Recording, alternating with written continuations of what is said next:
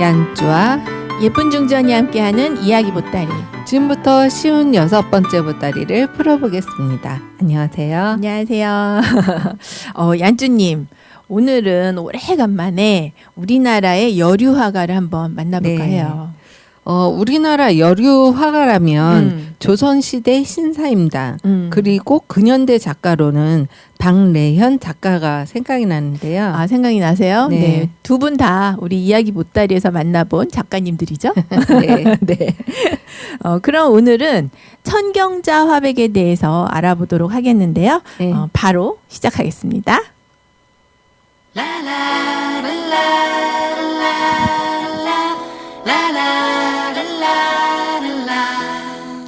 예쁜 중전의 이야기 보따리.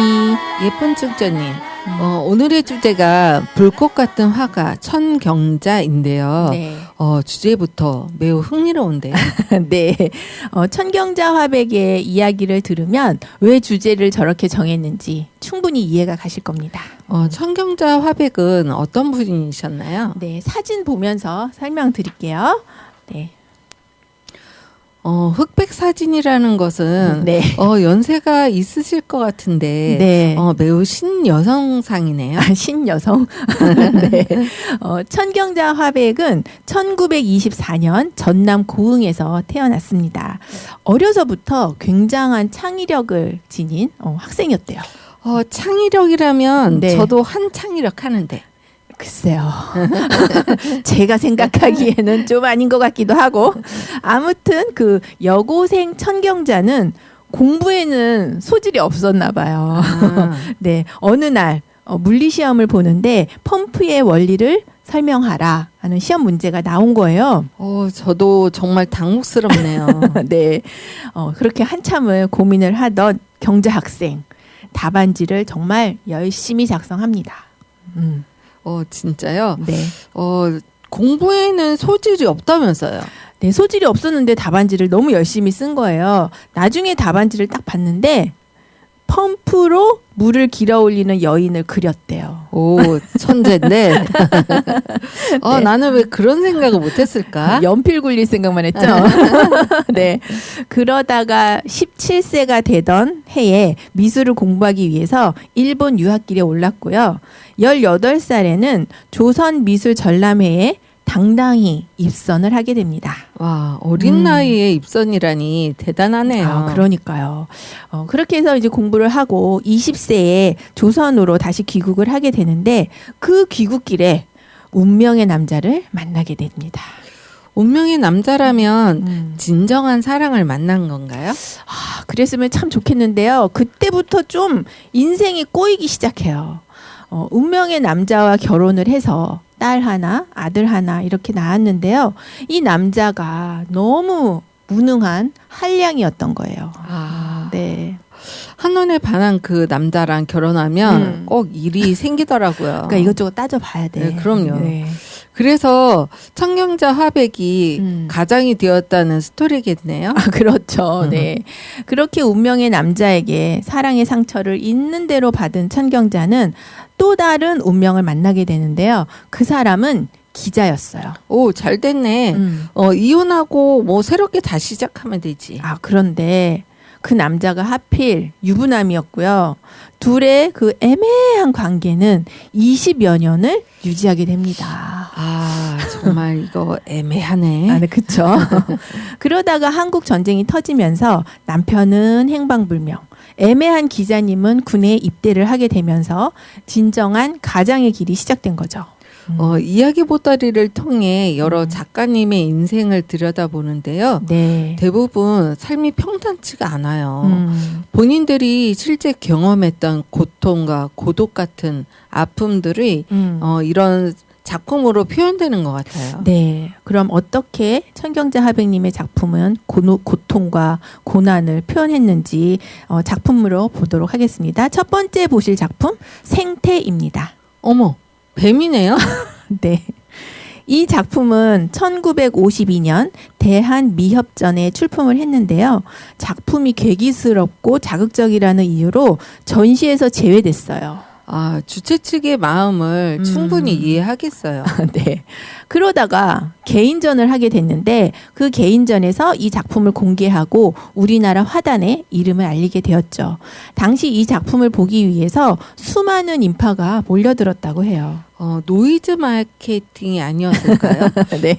그런데 왜 하필 흉측한 뱀을 그렸을까요? 아무튼 전 이해가 안 돼요. 많고 많은 동물 중에서 왜 하필 뱀의 그림을 그렸을까요? 귀엽고 귀여운 토끼도 있고 댕댕이도 있고 그렇죠. 예쁜 동물이 얼마나 많은데. 맞아요. 근데 이 천경자 작가는 자신의 삶 속에 또아리를 틀고 있는 저주를 물리치기 위해서 뱀을 그렸대요. 인생의 고난을 정면으로 돌파하는 그런 작업이었다고 합니다. 얘기를 들으니까 뭔가 절실하고 처절한 느낌이 드는데요. 자신의 고통스러운 현실, 저주스럽고 슬픈 현실을 아름다움으로 승화시킨 걸까요? 그렇죠. 또 가만히 살펴보면 이 뱀도 예쁘게 보일 때가 있어요. 신랑이 뱀띠라서? 네. 네. 아무튼 저 작품에 뱀이 몇 마리일까요? 하나, 둘, 셋. 뱀이 많네요. 많아요. 네.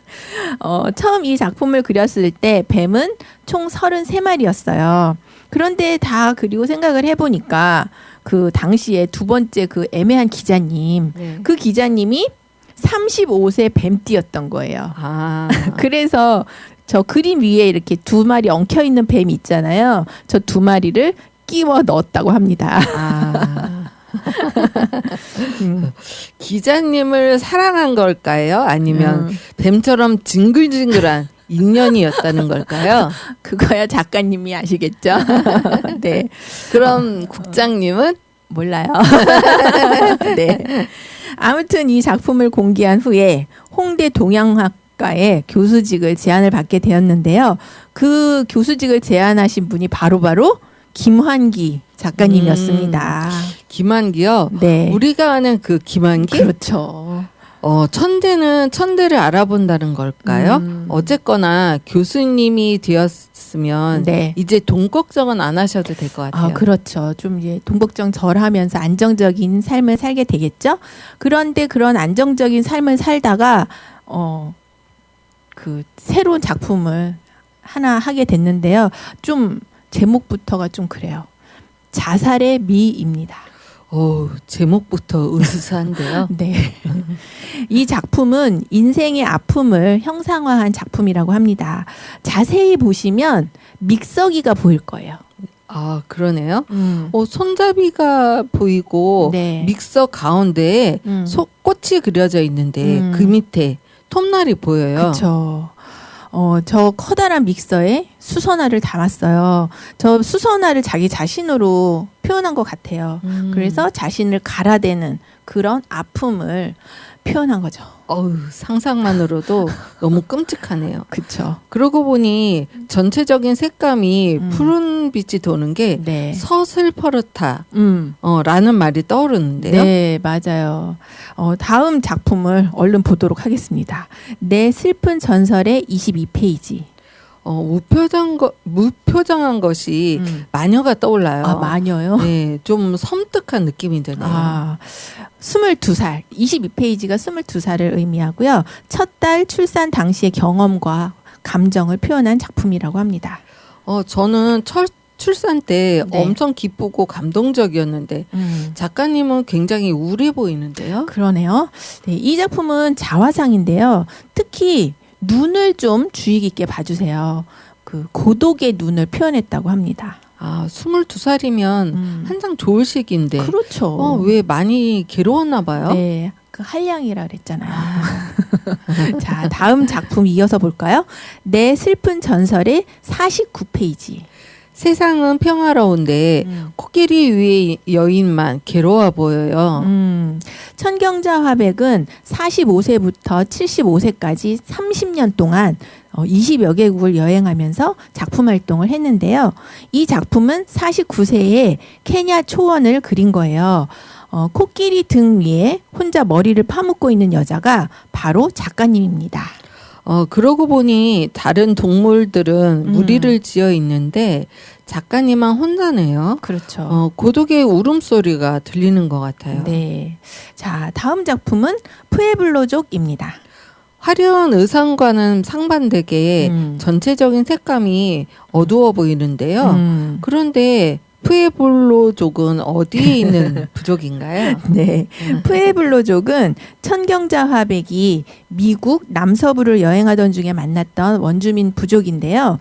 선인장과 인디언 복장이 굉장히 인상적이죠? 네. 자, 다음은 무정입니다. 우리가 잘 아는 뮤지컬인데요. 네. 레미제라블, 네. 오페라의 유령, 캐츠. 맞죠? 맞아요. 그 뉴욕 브로드웨이의 극장 광고판을 그렸는데요. 천경자 화백은 미국의 공연 예술에 심취해 있었대요. 그래서 공연도 자주 보러 가셨다고 합니다. 자, 다음 작품은 캐츠입니다. 이건 포스터는 아니고 공연의 한 장면을 그린 것 같은데요. 네. 그 뮤지컬 캐츠에 등장하는 캐릭터들을 그 한 자리에 모아놓은 것 같죠? 정말 공연을 많이 좋아하셨나 봐요. 네. 다음 작품도 보여주세요. 그럴까요? 자, 근데 좀 잘 보셔야 돼요. 낯익은 얼굴이 보일 겁니다. 네. 저 얼굴은 라이카 버진 마돈나? 노래 잘하는데. 네. 천경자 화백은 1960년대 후반부터 자신이 좋아하는 유명 스타를 그리기 시작했는데요. 이 작품은 우리가 잘 아는 팝의 여왕 마돈나입니다. 작품 제목은 화병이 된 마돈나입니다. 그럼 말 나온 김에 오늘의 노래는 마돈나의 라이커 버진을 들어봐야 되겠어요. 그럴 줄 알고 오늘 선곡은 마돈나의 라이커 버진 했거든요. 방송 끝까지 들어보시고 음악도 들어주세요. 네. 그런데 제 기억으로 오래전에 천경자 화백님에 대한 무슨 논란이 있었던 것 같은데 뉴스를 통해 들었어요. 맞아요. 기억력이 참 좋으신데요. 1991년 미인도 위작 논란이 있었어요. 그래서 이제 많은 고통을 받으시다가 1998년 자신의 작품 93점을 서울시립미술관에 기부를 하고 그냥 미국으로 떠나버렸습니다. 그러다가 2015년 91세의 나이로 미국에서 돌아가셨어요. 말년이 좀 안타깝네요. 네. 그럼 천경자 화백의 작품은 서울시립미술관에 가면 볼 수 있나요? 네. 서울시립미술관에 작품을 기부하면서 조건을 걸었는데요. 시립미술관 안에 상설 전시장을 만들어 달라 하는 조건을 걸었어요. 그래서 덕분에 서울시립미술관에 가시면 언제든지 천경자 화백의 작품을 보실 수 있습니다. 덕수궁 돌담길을 따라가다 보면 보이는 그 미술관이죠? 맞아요. 네. 이제 봄도 됐으니까 미술관 나들이도 하고 근처에 맛집이 좀 많거든요. 그래서 맛집도 가고 가족과 친구들과 이 봄을 제대로 즐기시기를 바랄게요. 얀쭈님 오늘 이렇게 서울시립미술관 천경자 상설전 전시 리뷰를 해봤는데요. 오늘 이야기 어떠셨나요? 천재 예술가의 삶은 고달프다. 고달프다. 네, 얀쭈님 감상평 잘 들었습니다. 자, 이제 광고 시간입니다. 네, 광고 한 말씀 드릴게요. 네. 이야기 보따리는 여러분의 사연을 기다리고 있습니다. 사연은 여기로 보내주세요. yan 숫자 02 네이버.com 지금부터 추첨을 시작하겠습니다. 네, 시작하겠습니다. 와. 네. 오늘도 한 분을 추첨해서 선물을 드리겠습니다. 네, 추첨 선물은 시드 깃발과 대한민국 1호 반값 생리대입니다. 네, 시드 깃발은 용산 역사문화사회적 협동조합에서 협찬을 해주셨습니다. 그리고 29데이지에서 대한민국 1호 반값 생리대를 협찬해 주셨습니다. 100% 유기농 옥화로 제작되었다고 합니다. 그리고 취약계층 아동 청소년을 위해 무료 생리대 지원 사업도 진행한다고 하네요. 네, 오늘은 얀쭈님께서 추첨을 해주시겠습니다. 자, 한 분만 뽑아주세요. 네, 뽑았습니다. 누굴까요? 축하합니다. 윤하님. 윤하님 축하합니다. 시드 깃발과 대한민국 1호 반값 생리대를 함께 선물로 드리겠습니다. 선물은 우편으로 보내드리겠습니다. 당첨되신 윤하님. 이야기 보따리 사연 보내는 메일로 연락처와 주소 남겨주세요. 네, 추첨은 다음 방송 시간에도 계속됩니다. 여러분 댓글 많이 남겨주세요. 구독, 좋아요 눌러주세요. 꾹꾹꾹. 마돈나가 부릅니다. Like a virgin. 오늘 방송은 아쉽지만 여기까지. 다음 시간이 궁금한 이야기 보따리 끝. 끝.